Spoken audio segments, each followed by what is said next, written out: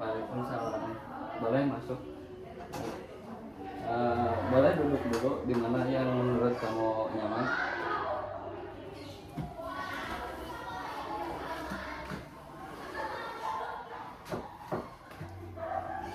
Bagaimana kabarnya hari ini? Alhamdulillah cukup baik.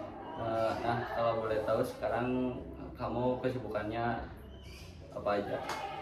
Sekarang kesibukannya mungkin lagi sibuk mempersiapkan event hari Senin di OSIS. Mungkin segitu. Oke, jadi sekarang Anda lagi sibuk ya dengan banyak event di hari Senin di OSIS ya. Oke, jadi kesibukan yang lain ada yang Anda lakukan sekarang itu menjadi pengurus OSIS, terus banyak event-event juga ya. Kesibukan yang lain ada yang Anda lakukan ada lagi kak? Paling di ekstrakurikuler persiapan buat lomba di bulan Desember. Mungkin oke, jadi kesibukan yang lainnya kamu lakukan adalah mengikuti ekstrakurikuler di bulan Desember ya. Apakah ada kesibukan lain yang Anda lakukan lagi? Paling itu. Oke, jadi kesibukan yang Anda lakukan sekarang adalah mengikuti ekstrakurikuler, menjadi pengurus OSIS juga ya. Oke, mungkin cukup saja ya. Baik, saya juga akan memperkenalkan diri. Boleh memperkenalkan diri terlebih dahulu kak? Izin memperkenalkan diri, nama saya Nanda Citra Aulia dari kelas 11 MIPA 3. Mungkin perkenalkan juga nama saya Dadan Permana dari mahasiswa IKIP Siliwangi, dari prodi bimbingan dan konseling. Baik, tadi saya sudah menanyakan kesibukan apa saja yang Anda dilakukan di sekolah sekarang. Sebelum kita mulai sesi konseling ini, apakah sebelumnya Anda sudah pernah mengikuti sesi konseling? Belum pernah. Mungkin ini yang pertama ya. Jadi kamu tahu kan tentang konseling itu apa? Menurut saya pribadi, konseling itu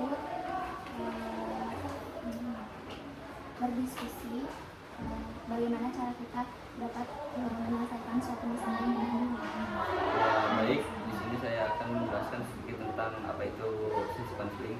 Sesi konseling itu adalah proses bantuan dari seorang konselor kepada seorang konseli, di mana konselor itu saya dan konselingnya itu Anda, di mana saya sebagai konselor membantu apa yang sedang Anda alami, apa yang ingin Anda selesaikan, di mana itu proses bantuannya. Dan di sesi konseling ini juga kita sebagai seorang konselor mempunyai beberapa asas dalam sesi konseling tersebut. Ada 3 asas yang sering kita gunakan, yaitu yang pertama asas kesukarelaan, yang di mana Anda mengikuti sesi konseling ini tidak ada keterpaksaan. Apakah Anda merasa ada keterpaksaan atau misal emang kebutuhan? Saya tidak merasa terpaksa. Jadi tidak merasa terpaksa. Oke, jadi tidak ada keterpaksaan ya. Dan juga Anda merasa butuh dengan sesi konseling ini karena dapat membantu Anda untuk bisa mengatur waktu dengan baik. Oke, yang kedua ada asas kerahasiaan, di mana asas kerahasiaan ini jadi ketika nanti Anda menyampaikan suatu apa yang sedang Anda alami, apa yang sedang Anda rasakan, dan saya juga akan menjaga apa yang sedang Anda alami dan juga Anda rasakan. Dan ketika nanti sehabis sesi konseling ini, apabila ada yang bertanya, baik itu teman atau guru, yang lain terkait apa yang sedang kita bicarakan hari ini. Apakah saya diperbolehkan untuk mengasih tahu ke teman-teman kalian atau ke guru yang bertanya tentang konseling kita hari ini? Mungkin ada beberapa hal yang boleh diceritakan kepada guru atau teman-teman saya, namun juga ada beberapa hal yang menurut saya sensitif, jadi cukup saya menghindari. Oke, baik. Jika tidak boleh, saya akan menjaga sesi konseling hari ini ya. Jadi jika nanti baik, yang ketiga ada asas keterbukaan, di mana sesi konseling ini kita akan terbuka dan tidak berpura-pura mengenai masalah ini. Apa yang sedang Anda rasakan sekarang atau mempunyai permasalahan sekarang? Mungkin yang sedang saya rasakan saat ini lagi capek-capek. Yang nomor baik, jadi yang Anda rasakan sekarang ini merasa capek. Merasa capek itu kayak gimana kecapean, atau dalam bentuk capek itu kayak gimana, capek tentang hal apa gitu mungkin? Karena akhir-akhir belakangan ini lagi banyak kegiatan yang dipersiapkan, jadi kayak pulang malam, terus kehujanan, jadi mungkin waktu istirahatnya juga jadi kurang, jadi mungkin merasa capek. Baik, dari sisi konseling ini apa yang Anda harapkan yang terjadi pada diri Anda? Saya harap sesi konseling ini dapat membantu saya menyelesaikan masalah saya untuk ke depan. Oke, bisa membantu memecahkan masalah Anda ya. Seperti apakah tentang kecapean mungkin ya tadi yang kamu jelaskan. Ya, saya mampu mengatur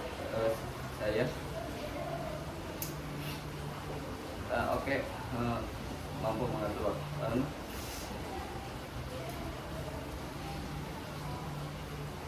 dan Anda mampu mengatur waktu antara belajar dan ekskul, dan apalagi selain itu tadi kayaknya capaian tentang ekstrakurikuler di sekolah, banyak event-event juga. Nah, oke, jadi Anda selain dalam mengatur waktu belajar dan ekskul, Anda pun ingin mengatur waktu dengan organisasi. Terus apa lagi? Mungkin selain ekskul sama OSIS, saya juga pengen bisa mengatur waktu ketika saya dibutuhkan sama orang tua di rumah. Kadang dari ekstrakurikuler sama OSIS juga menyita waktu banyak ya. Jadi membantu orang tua juga jadi kurang. Baik, jadi tujuan Anda mampu mengatur, menyeimbangkan waktu antar kegiatan belajar maupun ekskul dan juga organisasi yang masih lumayan susah ya. Jadi banyak jadwal atau bentrok. Jadi beberapa hal itu ada yang tertinggal. Saya ingin bertanya kepada Anda, dan mungkin pertanyaan ini agak sedikit aneh. Anda boleh membuat posisi tubuh Anda yang rileks dan tarik napas yang panjang sampai Anda benar-benar enjoy. Bayangkan sehabis pulang dari sesi konseling ini, Anda pergi ke rumah dan kemudian tertidur. Dan saat Anda tertidur, terjadi sebuah keajaiban. Masalah yang Anda dibicarakan tadi terhadap saya tuntas karena keajaiban telah merubahnya. Karena Anda tertidur, Anda tidak tahu apa yang terjadi, dan pada saat bangun pagi, apa yang Anda rasakan berbeda pagi hari itu. Jadi apa yang Anda rasakan di pagi hari itu? Mungkin yang akan saya rasakan di pagi hari itu, tubuh saya merasa lebih ringan, terus tenang, gak terlalu banyak beban juga. Terus apa yang Anda lakukan yang berbeda pada saat pagi hari itu? Mungkin yang saya lakukan, saya lebih banyak berbicara, gak banyak ngomong juga. Oh, jadi Anda tidak tidak banyak berbicara apa tadi? Boleh dulu. Tidak banyak ngomong, Oh, jadi lebih banyak berbicara. ya. Adakah orang lain yang mengetahui bahwa pada pagi hari ini, pada pagi hari itu ada sesuatu yang berbeda dari dirimu? Siapa itu? Keluarga saya. Mama, papa, atau siapa? Apa yang mama lihat berbeda dari diri Anda? Mungkin yang mama saya lihat yang berbeda dari saya itu, saya lebih ceria, lebih banyak berinteraksi, lebih banyak bicaranya ketimbang ketika saya masih banyak masalah. Apa yang Anda sadari bahwa pagi hari itu ada yang berbeda pada diri Anda? Yang saya sadari, yang pasti saya berbeda dari sebelumnya. Saya merasa diri saya lebih ceria dan lebih banyak berinteraksi dengan orang lain.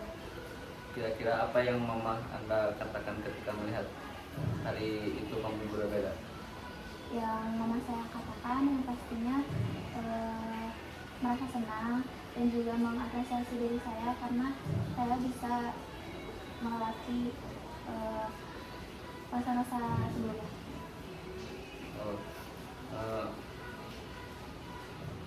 Terus bagaimana reaksi kamu ketika mendengar mama berbicara kayak gitu? Reaksi saya cukup senang karena mama saya mengapresiasi dan mendukung saya. Jadi mama kamu mengapresiasi pada pagi hari itu kamu ada yang berbeda. Adakah orang lain lagi yang mengetahui Anda yang berbeda pada dirimu? Ada. Siapa? Teman dekat saya. Apa yang dikatakan oleh teman dekat kamu lihat berbeda dari dirimu pada pagi hari itu? Mungkin yang teman saya katakan pada hari itu, saya terlihat kayak lebih ceria, lebih banyak berinteraksi juga. Jadi kamu pada pagi hari itu lebih ceria, lebih berinteraksi, banyak interaksi. Dan bagaimana reaksi teman kamu ketika melihat ada yang berbeda, mungkin kayak aneh atau kayak gimana ekspresi teman kamu? Mungkin awalnya mereka pasti bakal kelihatan aneh, tapi seiring berjalannya waktu pasti mereka juga merasa senang karena ada perubahan yang terjadi di dalam diri saya. Bagaimana reaksi Anda ketika mendengar dari teman Anda berbicara kayak gitu? Saya merasa senang karena teman saya memperhatikan perbedaan yang berbeda. Sekarang katakan saja semua yang terjadi tadi Anda jelaskan sudah Anda capai, dan apa yang Anda rasakan setelah itu? Saya merasa lebih lega, lebih bisa juga mengatur waktu dengan baik dari kegiatan-kegiatan yang saya lakukan. Dan saat perasaan puas dan lega itu muncul, Anda di pagi ada di bagian tubuh Anda manakah yang paling kuat Anda rasakan sekarang? Di bagian pundak. Bagian pundak. Baik, sekarang saya ingin Anda tutup mata dan fokus pada sensasi puas yang dirasakan pada bagian tubuh sambil menyimpan tangan Anda di sana atau di pundak. Baik, sambil mata dan menyimpan tentang bagian tubuh yang dirasakan. Perasaan ini kecil atau besar?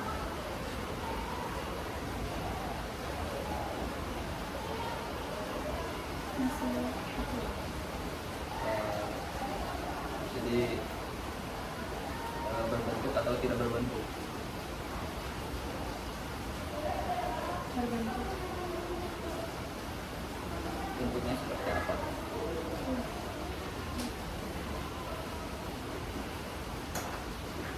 Bulat, kotak, atau segitiga? Bulat. Berwarna atau tidak berwarna?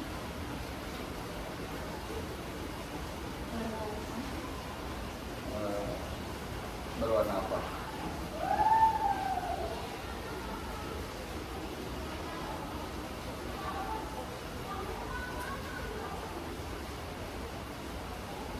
Putih. Apakah teknik tersebut dapat memberikan efek positif pada diri Anda? Bisa. Terus kira-kira apa lagi yang perlu terjadi pada diri Anda agar mampu naik atau satu poin ke atas?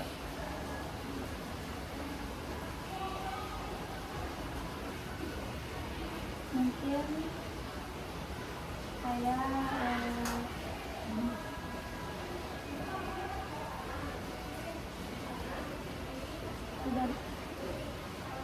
tidak menunda-nunda pekerjaan saya. Dapatkah itu Anda lakukan dan kira-kira apa efek yang Anda rasakan?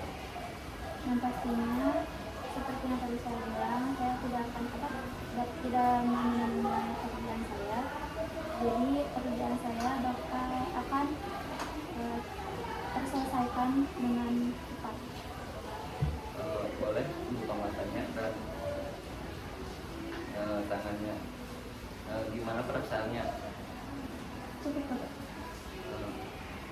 Saya terpukau sekali ketika Anda menemukan solusi-solusi yang dapat Anda lakukan untuk membantu perubahan pada dirinya. Baik, kira-kira apa yang perlu Anda lakukan dalam seminggu ini supaya dapat mempercepat Anda mencapai tujuan yang Anda inginkan? Mungkin yang akan saya lakukan, saya akan tidak akan bermalas-malasan ketika saya mengerjakan sesuatu, juga tidak akan menunda suatu pekerjaan saya.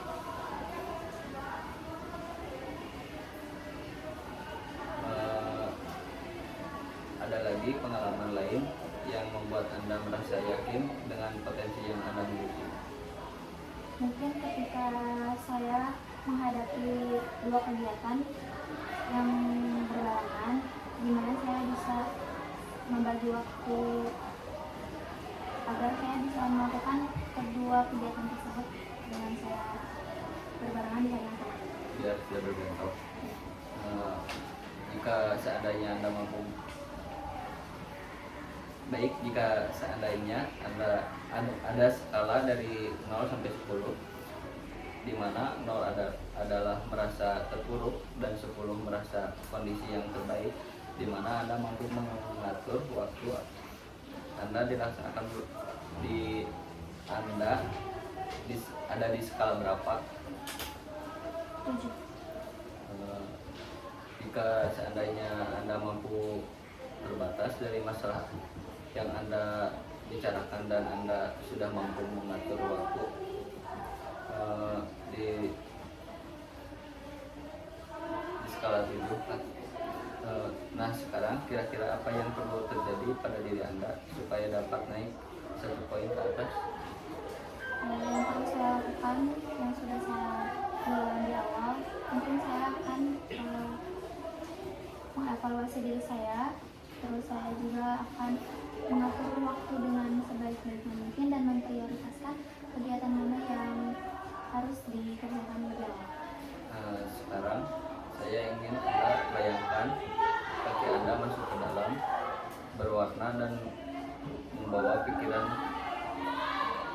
perasaan Anda ke memori pertama kali muncul perasaan ini di masa lalu. Mungkin itu di saat SMA, SMP, kelas 1 atau 2. Beritahu saya ketika memori itu sudah muncul. Mungkin ketika di kelas 9 SMP, ketika saya mengikuti suatu perlombaan yang dimana saya merasa lega karena saya bisa melewati kegiatan tersebut dengan baik.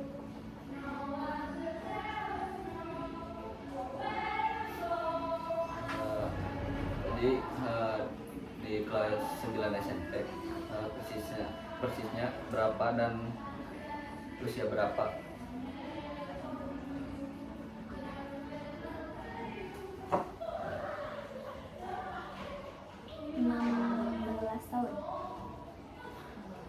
Di umur 16. Terus apa yang terjadi di sana? Di situ saya menyelesaikan perlombaan yang saya lakukan.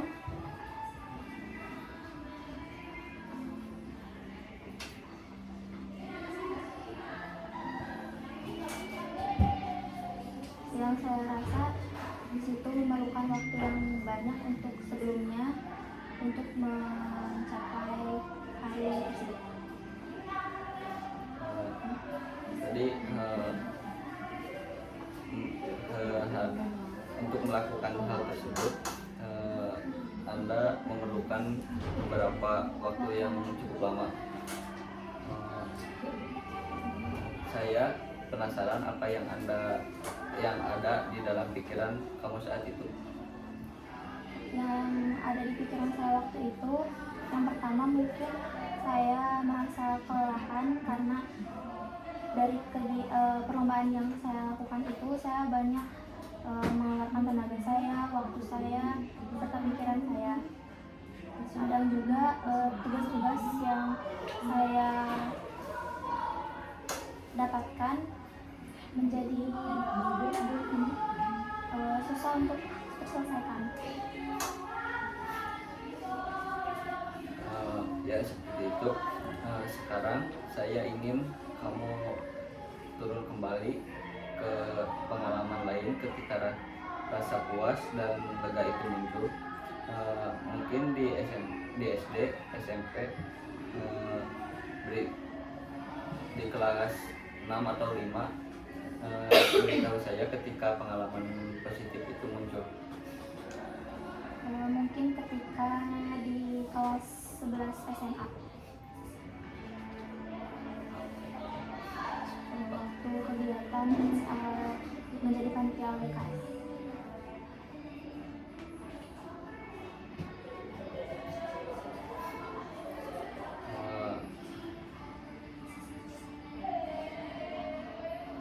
Kapan persisnya? Persisnya tahun-tahun ini. Apa yang terjadi pada saat itu? Yang terjadi pada saat itu saya melakukan kegiatan di luar sekolah yang persisnya di alam, yang mungkin pasti banyak mengeluarkan tenaga saya. Boleh saya tahu apa yang terjadi saat itu? Saat itu saya banyak membantu adik-adik kelas saya ketika melakukan kegiatan LDKS tersebut.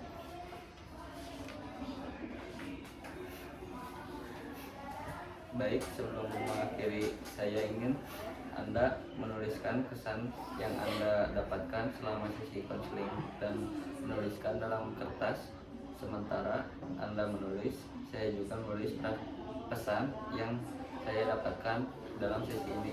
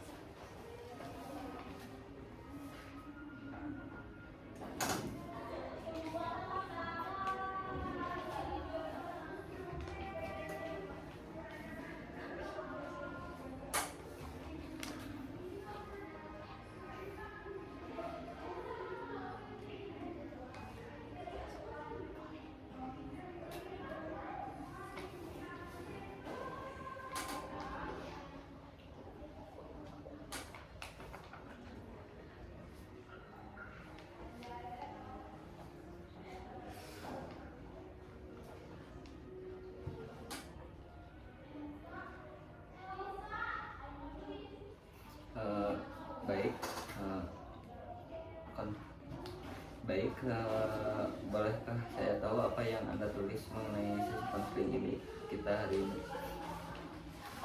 Kesan saya selama mengikuti bimbingan ini, saya merasa lega dan juga cukup baik. Semoga dari bimbingan kali ini, saya dapat menyelesaikan dan mengatur waktu saya dengan baik ke depan. Oh, itu luar biasa sekali. Ternyata Anda mendapatkan banyak hal positif dari sesi kita hari ini. Baik, saya ingin membacakan hasil dari pengalaman sesi konseling hari ini. Mungkin saya bisa membantu memecahkan masalah Anda dan lebih mengedukasi. Baik, sepertinya sesi konseling pertama mesti kita akhiri. Pada saat sesi kedua nanti saya ingin kamu laporkan perubahan positif apa yang kamu dapatkan dari sesi konseling pertama hari ini. Mungkin cukup sekian dari saya. Boleh meninggalkan ruangan ini Terima kasih. ya.